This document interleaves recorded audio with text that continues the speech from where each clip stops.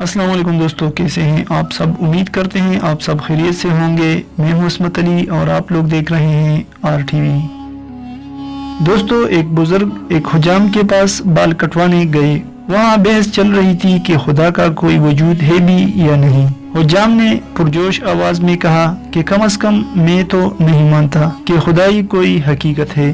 بزرگ نے سوال کیا، تم ایسا کیوں کہتے ہو؟ تمہارے پاس اپنے اس دعوے کا کیا ثبوت ہے؟ حجام نے کہا، اس کے لیے ثبوت کی کیا ضرورت ہے؟ تم باہر سڑکوں پر نکلو، اسپتالوں میں جاؤ، گھروں میں جھانکو، تمہیں خود اندازہ ہو جائے گا۔ مجھے بتاؤ کہ اگر خدا کا کوئی وجود ہوتا تو کیا ہسپتال بیماروں سے بھرے ہوتے؟ کیا گھروں میں یتیم بچے بھوکے سوتے؟ کیا مظلوموں پر یوں ظلم ہوتا؟ میرے خیال میں ایسا کوئی خدا نہیں جو ان سب کی اجازت دے۔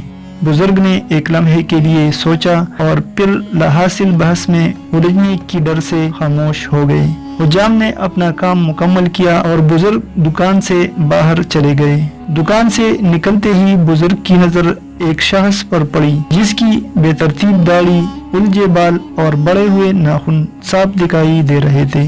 مجموعی طور پر وہ شخص بہت گندا دکھائی دے رہا تھا۔ اسے دیکھتے ہی بزرگ واپس حجام کی دکان میں داخل ہوئے اور حجام کو مخاطب کر کے کہا کہ مجھے ابھی معلوم ہوا کہ حجام کوئی وجود نہیں رکھتے، اس دنیا میں کوئی حجام نہیں، یہ تم کیسے کہہ سکتے ہو؟ حجام نے حیرانگی سے جواب دیا، میں یہاں موجود ہوں اور ایک حجام ہوں۔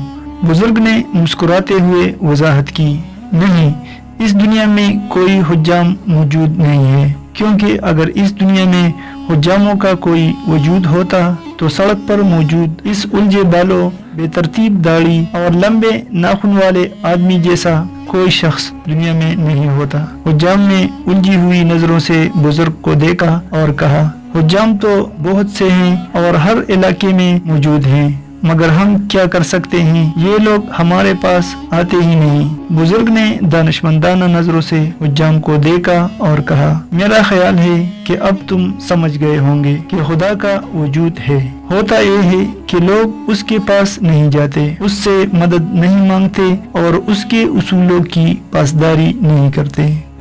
دوستو، اسی کے ساتھ مجھے دیجیے اجازت۔ اللہ حافظ۔